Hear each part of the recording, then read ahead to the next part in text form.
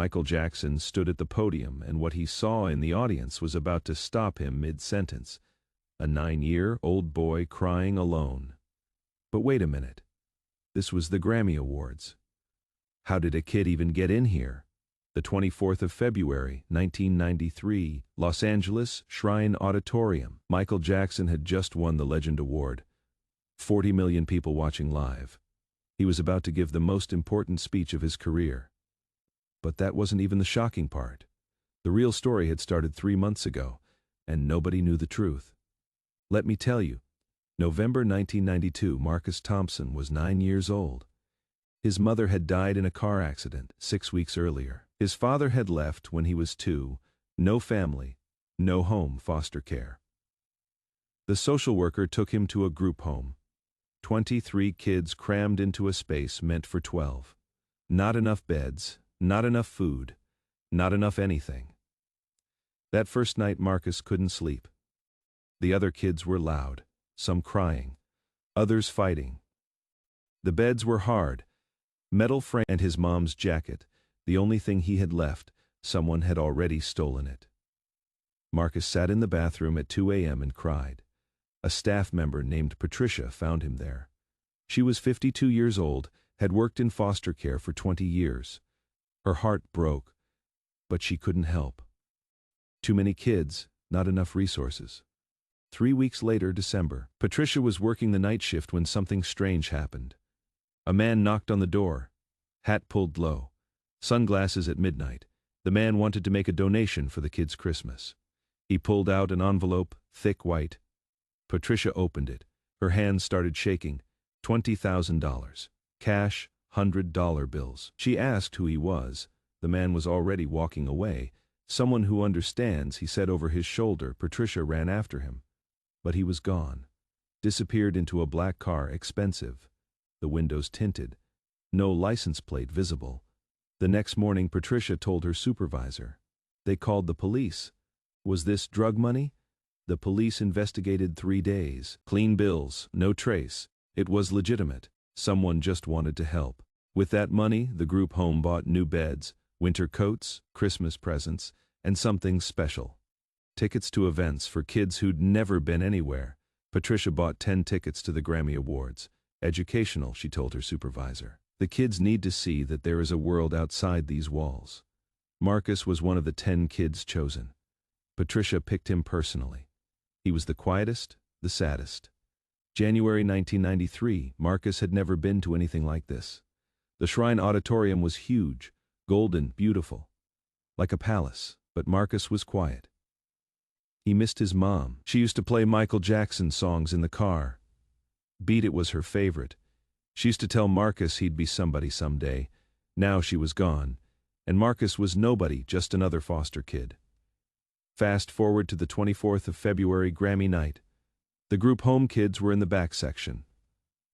Last row, free seats. Patricia had pulled strings. They had to sit quietly.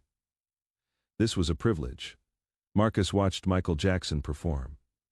The man moved like magic. Like gravity didn't apply to him. The audience was screaming. Marcus felt something in his chest. A memory, his mom dancing. Her smile, her laugh. Then Michael Jackson won the Legend Award. The entire auditorium stood up. Applause like thunder, screaming, cameras flashing. Michael walked to the podium. He was wearing all black sunglasses. Gloves. He was about to speak. And at that exact moment Marcus broke. He couldn't hold it anymore. The grief, the loneliness, the fear. He buried his face in his hands and sobbed. Not quiet crying, full body sobbing, shoulders shaking. Patricia put her arm around him, tried to comfort him. People were starting to stare. But then something incredible happened. Michael Jackson stopped mid-sentence. 40 million people watching live television, and Michael Jackson went completely silent. He stood at the podium, perfectly still, staring into the audience, searching for something. He told everyone to hold on. Just hold on 1 second. His voice was soft but firm. The audience went quiet, confused, worried. What was happening? The producers in the control room were panicking. This wasn't in the script. Michael lifted his hand, pointed. "You, the young man in the back, in the blue shirt." Marcus looked up. his face wet with tears, eyes red and swollen. Michael Jackson was pointing directly at him. Security guards were already moving, but Michael said, "Bring him up. Please." It wasn't a request. It was a command. The audience was stunned. 40 million people watching from home were confused. Patricia told Marcus to go. "It is okay, go." Marcus walked down the aisle. His legs were shaking so hard he almost fell. 40 million people watching. He was 9 years old, in a borrowed shirt that didn't fit, crying. Every camera followed him. Every eye, every person. It took forever. The walk from the back row to the stage. He reached the stage. Someone helped him up. Michael Jackson got down on one knee, face to face with Marcus, eye level. The microphone was still on. Everyone could hear. 40 million people listening. Michael's voice was soft, gentle. "What is your name?" Marcus could barely speak. His throat was closed. "Marcus, why are you crying?" Marcus couldn't answer. He just shook his head. The grief was too big, too complicated. Michael Jackson looked at Marcus for a long moment. Really looked at him, not with pity, but with recognition. Like he saw himself. Michael pulled Marcus close, put his arms around him, whispered something directly into his ear. The microphone didn't catch it.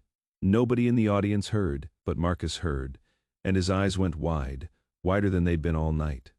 Michael stood up, still holding Marcus's hand, turned to face the audience and the cameras. He said this young man reminded him of himself. When Michael was 9 years old performing with his brothers, he didn't have a childhood. He didn't have a home. He had stages and hotel rooms and people screaming. And what did he want? He just wanted someone to see him. Really see him, not the performer. Just Michael, the scared little boy. The audience was completely silent. You could hear people breathing. Michael said, "Tonight, I see you, Marcus, and I want you to know something. You are not alone. You will never be alone again." Then Michael did something nobody expected. He took off his Legend Award, the actual Grammy, the golden gramophone, and he handed it to Marcus. "This is yours now, keep it. And every time you look at it, remember someone believes in you, you matter." The audience erupted, standing ovation. Cameras flashing like lightning, people crying, screaming, 40 million people at home watching in shock. Marcus was holding a Grammy Award, Michael Jackson's Grammy Award, tears streaming down his face, his hands shaking. But wait. Here is where the story gets even more incredible. After the show, Patricia tried to find Michael Jackson backstage. She wanted to thank him. Return the Grammy. That award belonged to him. It was his legacy, but security wouldn't let her through. Backstage was locked down. Then someone from Michael's team approached her, a man in a suit, professional, polite. He said, "Mr. Jackson wants the boy to keep the award. It was a gift, not a loan. He also wanted me to give you this." He handed Patricia another envelope. Another envelope. Just like December, just like the mysterious midnight donation. Patricia's hands started shaking. She knew. Somehow she knew. Patricia opened it in her car. The kids were asleep in the back. A letter. And a check. The letter said, "For Marcus Thompson. Full scholarship, housing, everything he needs. Until he is 18. Anonymous donor." The check was for $250,000. Patricia almost crashed the car. She pulled over on the highway. Read it again. And again. Her whole body was shaking. The next day she went to the legal advisor. It was real. Completely legal. Completely legitimate. A trust fund had been set up in Marcus Thompson's name. Who set this up? Patricia asked. The lawyers wouldn't say. Client confidentiality, anonymous donor, that is all we can tell you. But Patricia knew, and she started crying again.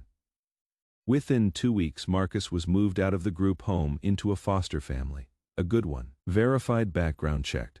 Private school, music lessons. Therapy twice a week. Patricia visited him every month, watched him grow, watched him heal. She told him, "Someone's watching over you, an angel, a guardian angel." Years passed. 1994, 1995, 1996, 1997, 1998. Marcus grew up, graduated high school with honors, went to Berklee College of Music, studied music production. He was talented, really talented. Every year on Grammy night, Marcus would sit in his dorm room, look at the Legend Award on his shelf, and wonder why me? Why did Michael Jackson choose me? He never forgot what Michael whispered. The words that changed everything. The 25th of June. Marcus was 25 years old, working as a music producer in New York. He'd worked on 3 albums, at his own studio. He was in a session when his phone started buzzing. News alerts. Hundreds of them. All saying the same thing. Michael Jackson dead at 50. Marcus froze. The room went silent. Everything stopped. He left the studio, went home. Saturday on his floor, the Legend Award was on the shelf, right where it always was. Marcus took it down, held it in both hands, and cried like he was 9 years old again. That night he couldn't sleep. He sat on his couch, scrolled through the news, and he made a decision. He took a photo of the Grammy, posted it on Twitter at 3:47 a.m. In 1993, Michael Jackson Street opted the Grammy Awards for me. I was a crying 9-year-old orphan in the back row. He brought me on stage, gave me his Legend Award, and whispered something in my ear that I've never told anyone. But now that he is gone, I think the world needs to know. He said, "I was you once, alone, scared, lost. And someone saved me with one act of kindness. Now I am saving you. One day you'll save someone else. Pass it on. That is how we change the world. One person at a time." Marcus hit post, then put his phone down. When he woke up 6 hours later, his phone was exploding. The tweet had gone viral. 1 million retweets. In 6 hours, 5 million by noon 10. But that wasn't the incredible part. People started responding. Thousands of people. Then tens of thousands. Michael Jackson paid my hospital bills when I was $40,000. I never knew how to thank him. He bought my family a house when we were about to be homeless. Anonymous donor, we found out years later, it was him. He funded my brother's cancer treatment for 3 years. We thought it was hospital charity. It was Michael, story after story, dozens. Then hundreds. Journalists started investigating. Really investigating. Following the paper trails, the trust funds, the anonymous donations, the lawyers, and the truth came out. Michael Jackson had quietly helped 197 documented families over 15 years, through lawyers and trusts, anonymous donations. No publicity, no cameras, no credit. One of his estate lawyers finally spoke publicly. He gave an interview to CNN. He said Michael had one rule about the donations. Never tell them who it is from, never make it public, never use it for publicity. Just help, quietly. Because that is what real kindness is. Quiet, hidden, real. CNN did a special, The Secret Life of Michael Jackson. Oprah reopened her show for 1 episode. The man behind the legend, Marcus, was invited to speak, to tell his story publicly. He appeared on CNN. Nervous. Still not used to camera. The interviewer asked him to tell the whole story from the beginning. Marcus told everything. The group home, his mother's death, the midnight donation, the Grammy moment, the scholarship, the whisper. The interviewer asked, "What did Michael Jackson's kindness mean to you?" Marcus's voice cracked. "He saved my life, not just with money. Anyone with money can write a check. He saved me with attention, with dignity, with recognition. He saw me. In an audience of thousands, he saw one crying kid and he stopped everything. The Grammy Awards, 40 million people watching. He stopped everything to see me, to tell me I mattered." The interviewer asked, "Why didn't you tell anyone sooner?" Marcus said, "Because that is not what Michael wanted. He didn't do it for credit. He didn't do it for publicity. He did it because it was right. Because he knew what it felt like to be alone and scared. And he taught me that real kindness is quiet. Real love doesn't need cameras." Marcus paused, looked directly at the camera. But now he is gone, and people are saying terrible things about him, focusing on rumors and trials and gossip. And I think people need to know the truth. The real Michael Jackson wasn't the tabloid headlines. He was the man who saw a crying child and stopped the world to help. The interview went viral, 50 million views in 3 days. 3 months later, the Michael Jackson estate made an announcement. They were starting a new foundation, the See Me Foundation. For children who need to be seen. The foundation would provide scholarships, foster care support, mental health services, music programs, everything Marcus had received. And they asked Marcus Thompson to be the director. Marcus accepted. On opening day, Marcus gave a speech. Press was there. Cameras. Donors. The Grammy Legend Award was in a glass case behind him on the wall. Marcus said, 16 years ago a man stopped the world for me. Literally 40 million people watching live television. And he chose to see me, one orphan kid in a borrowed shirt. Nobody special. Just me, and that one moment of attention changed my entire life. His voice cracked. Michael Jackson taught me that real help is quiet. Real kindness doesn't need applause. Real love doesn't ask for credit. It just acts. He saved my life, not just with money, with dignity, with recognition, with a whisper that said you matter. You are not invisible, you are seen. And that changes everything. Today the See Me Foundation has helped over 2,000 children. Full scholarships, foster care support, mental health services, music education.